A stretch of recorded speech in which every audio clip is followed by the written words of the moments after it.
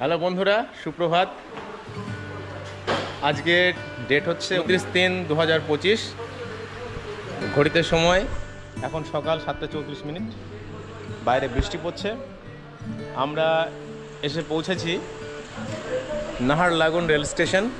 সেখানে Naharlagun rail station Arunachal প্রদেশের একমাত্র প্রবেশদ্বার রেলওয়ে স্টেশন, এবং এখান থেকেই অরুণাচল প্রদেশের সমস্ত জায়গাগুলিতে যাওয়া যায়।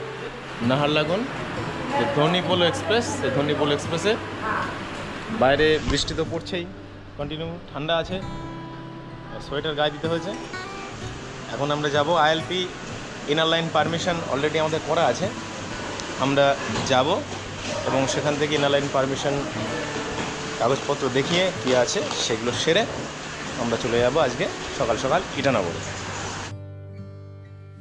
বন্ধুরা, অরুণাচল প্রদেশ ভ্রমণের জন্য ইনার লাইন পারমিশন এর সমস্ত তথ্য ডেসক্রিপশন বক্সে দেওয়া রইল। ওই দূরে নাহারলাগুন স্টেশন, এদিকে তাই বৃষ্টি হয়ে ঠান্ডাটা অনেকটা বেশি লাগছে। এই নাহারলাগুন রেল স্টেশনে 3টি প্ল্যাটফর্ম রয়েছে ও 1 নম্বর প্ল্যাটফর্মের কাছেই রয়েছে ট্যুরিস্ট আইএলপি সেন্টার। আপনি ওভারব্রিজ হয়ে 1 নম্বর প্ল্যাটফর্মে এলেই পাবেন ট্যুরিস্ট আইএলপি সেন্টার। এটি এখনও খোলেনি, মোটামুটিভাবে জানলাম সকাল 8টার দিকে এটি খুলবে। আপনি এখানে এসে সমস্ত ডকুমেন্টস দেখিয়ে ট্যুরিস্ট আইএলপি পেতে পারেন। আমাদের পূর্বের প্রিন্ট আউট করা আইএলপি কপি স্টেশনে কর্তব্যরত মিলিটারি এবং আরপিএফকে দেখিয়ে আমরা স্টেশনের বাইরে বেরিয়ে এলাম। আমাদের এখান থেকে যেতে হবে এখন ইটানগর। ভাড়া অনেকটা বেশি, 800 করে বলছে।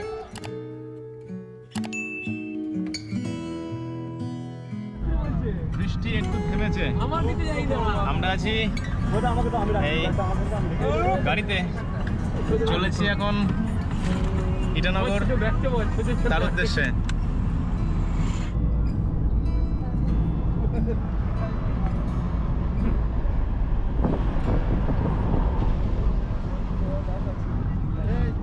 বৃষ্টি হয়ে যাওয়ার পরে আবহাওয়াটা অনেকটা বেশ ফ্রেশ লাগবে, ভালো লাগবে। উত্তর পূর্ব ভারতের প্রাকৃতিক সৌন্দর্যে ভরা সবথেকে বড় যে রাজ্য, যেখানে রয়েছে পাহাড় শ্রেণী, অরণ্য, প্রশস্ত নদী উপত্যকা ও খরস্রোতা নদীর বেশ কিছু বিভিন্ন রূপ, এবং সেই সাথে 26টির বেশি জাতি ও 100টি জনজাতি তথা উপজাতির মানুষ নিয়ে তৈরি অপূর্ব সুন্দর এই দুর্গম রাজ্য অরুণাচল প্রদেশ। একেবারে উত্তর পূর্বে অবস্থান করায় ভারতের প্রথম সূর্য এখানেই উদিত হয়।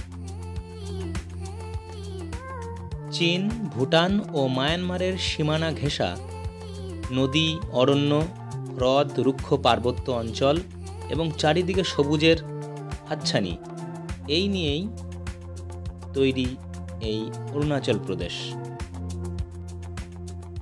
একটু আধটু পরিকাঠামোগত সমস্যা থাকলেও যদি আপনি মানিয়ে নিতে পারেন, তাহলে প্রকৃতি প্রেমীদের জন্য এই রাজ্যটি সত্যিই অপরূপ। এই রাজ্যের অনুপম প্রাকৃতিক সৌন্দর্য ও বিভিন্ন জনগোষ্ঠী অধ্যুষিত এলাকাগুলিতে তাদের বৈচিত্র্যে ভরা জীবনযাত্রা প্রত্যক্ষ করতে হলে আপনাকে পূর্ব অরুণাচল প্রদেশের জায়গাগুলিতে অবশ্যই যেতে হবে। এবার বলি অরুণাচল প্রদেশ কি করে পৌঁছাবেন।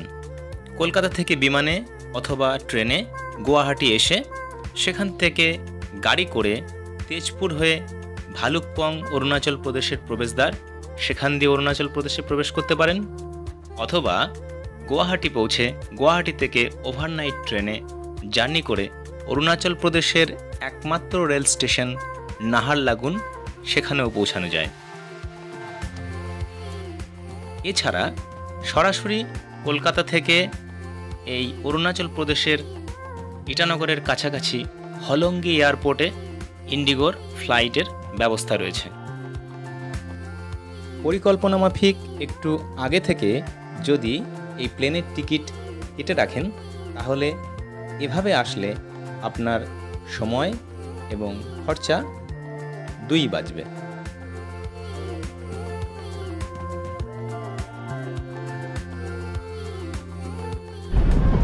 বন্ধুরা, আমরা চলেছি এখন ইটানগরের পথে।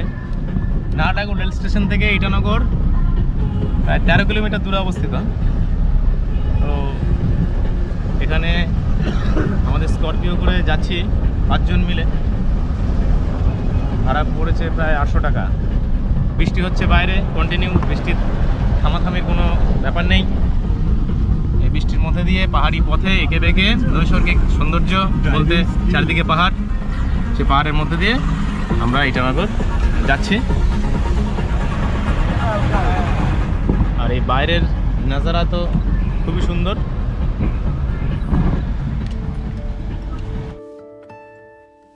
এবার বলি অরুণাচল প্রদেশ ভ্রমণ কিভাবে করবেন। সমগ্র অরুণাচল প্রদেশকে যথাক্রমে পশ্চিম, মধ্য পূর্ব ও পূর্ব অরুণাচলে অংশে ভাগ করা যায়। যদি আপনি পশ্চিম অরুণাচল প্রদেশের বিভিন্ন জায়গা ভ্রমণ করতে চান, তাহলে আপনাকে গুয়াহাটি থেকে ভালুকপং, বমডিলা, দিরাং ও সেলাপাস হয়ে তাওয়াং পৌঁছে সেই জায়গাগুলি দেখে আবার আপনাকে ফিরতে হবে।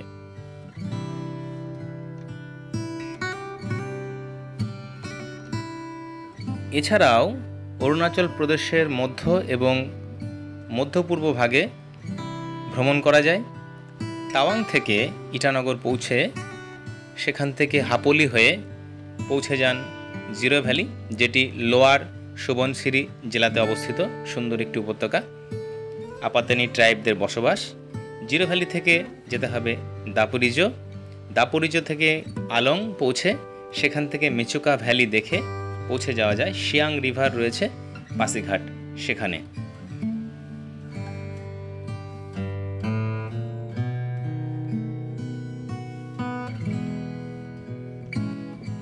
এছাড়া আরও একটি ভিন্ন স্বাদে অরুণাচল প্রদেশের একেবারে পূর্ব অংশে অর্থাৎ পূর্বোত্তর অরুণাচলকে ঘুরে দেখা যায়।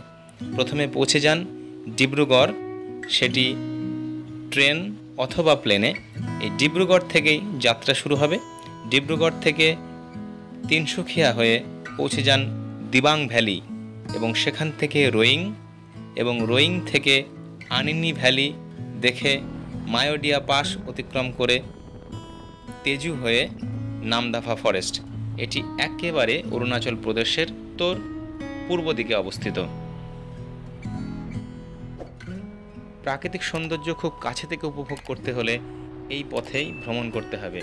তবে কিছু কিছু জায়গায় যোগাযোগ ব্যবস্থা খারাপ হতে পারে, সেজন্য আগে থেকে সব রকম ব্যবস্থা করে নিয়ে তবেই এই দিকে আসা উচিত।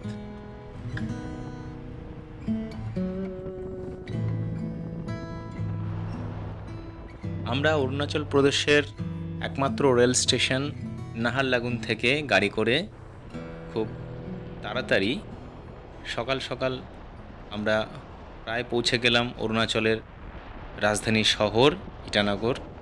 সেখানে বৃষ্টি ভেজা দিন, আগামী যে আমাদের প্ল্যান রয়েছে সেই প্ল্যান অনুযায়ী আমরা এই অরুণাচল প্রদেশ ঘুরব। এরকম যদি বৃষ্টি হতে থাকে, জানি না আমরা যেখানে যাব ভেবেছি সে জায়গায় পৌঁছাতে পারবো কি না। এই যাত্রাপথে বাঁদিকে অরুণাচল প্রদেশের সিভিল সেক্রেটারিয়েট বিল্ডিং অতিক্রম করে কিছু দূর এগিয়ে গেলেই পড়বে অরুণাচল প্রদেশের প্রধান বাসস্টপ গঙ্গা মার্কেটে, যেটি অবস্থিত, এবং তার পাশেই কিছুটা দূরে রয়েছে একটি হনুমানজির মন্দির, যেটি একটি ল্যান্ডমার্ক, এবং আমাদের সেখানেই রয়েছে পূর্ব নির্ধারিত হোটেল। আমরা সেই হোটেলে পৌঁছে গিয়ে ফ্রেশ হয়ে আমরা বেরিয়ে পড়ব। আমরা পৌঁছে গেছি সেখানে। আমরা গাড়ি থেকে নেমে গঙ্গা মার্কেটেই অবস্থিত আমাদের পূর্ব নির্ধারিত হোটেল গ্রিনল্যান্ডে পৌঁছে গেলাম। হোটেলের ছবি এখানে আছে। হ্যাঁ হ্যাঁ হ্যাঁ, এদিকে রুম আছে, প্রচুর রুম চারিদিকে, এদিকে প্রচুর রুম আছে। এখানে 5-10 আর এই হচ্ছে হোটেলের এদিকে ভিউ।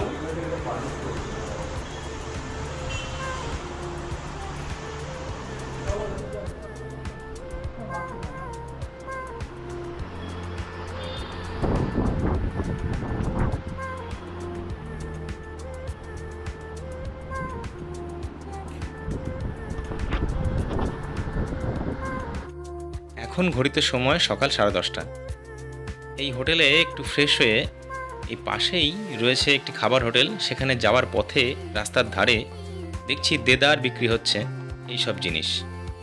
দেখুন তো, এটি হচ্ছে চামড়ি গায়ের দুধ থেকে তৈরি এক ধরনের শক্ত চিজ টাইপের। পাশেই রয়েছে মাশরুম, এখানে রয়েছে পাহাড়ি ছোট ছোট বেগুন, টমেটো। এটি বাঁশের থেকে তৈরি, বাঁশের কন্দ থেকে তৈরি এক ধরনের ময়দার মতো একটি আইটেম। এছাড়া রয়েছে তাল ও নারকেল গাছের ভেতরে জন্মায় এক ধরনের ম্যাগট, সেই জাতীয় পোকা।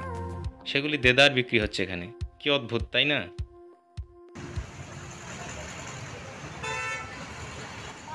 চলে এলাম রামকৃষ্ণ মিশন হসপিটালের পাশেই, ওপরে রাস্তার ধারে দোতলায় রয়েছে আম্মা থালি কিচেন, সেখানে। চলুন বন্ধুরা দেখাই এখানে কি ধরনের খাবার পাওয়া যায়। যাই ভেতরে।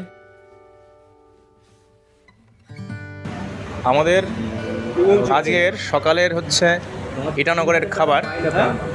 এই হচ্ছে ভাত, ভেজ থালি, আলু ভাজা, এটা একটা সবজি আলু এবং লাউ দিয়ে, পাঁপড়, এটা আলু মাখা, সেদ্ধ লঙ্কা আছে, এটা একটা পেঁয়াজের দিয়ে একটা তরকারি মতো, এটা একটা আলু ঢেঁড়স ভাজা, এটা একটা চাটনি, শসা, লেবু, এটা এক ধরনের ডাল, এটা আর এক ধরনের পাহাড়ি এখানে হয় ডাল, তার ডাল, এটা একটা সবজি কি সেদ্ধ রয়েছে সেরকম, আর এই হচ্ছে স্যালাড, রসুন, শুকনো লঙ্কা, আদা, এগুলো সাথে রয়েছে জল। এ হচ্ছে ভেজ থালি 140 খেয়ে দেখি কেমন লাগে। হ্যাঁ সেটা তো ভালোই লাগছে, আবার টেস্ট আছে।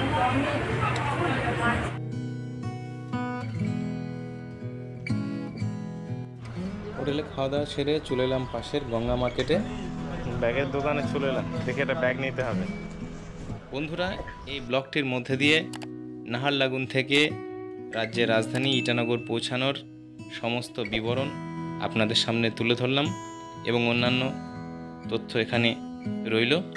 এই ব্লগটি কেমন লাগলো আপনারা অবশ্যই কমেন্ট করে জানাবেন। ভালো লাগলে লাইক, শেয়ার, সাবস্ক্রাইব করবেন এবং বেল বাটনটি প্রেস করে দেবেন যাতে নতুন ভিডিও একেবারে প্রথমে আপনাদের কাছে পৌঁছে যায়।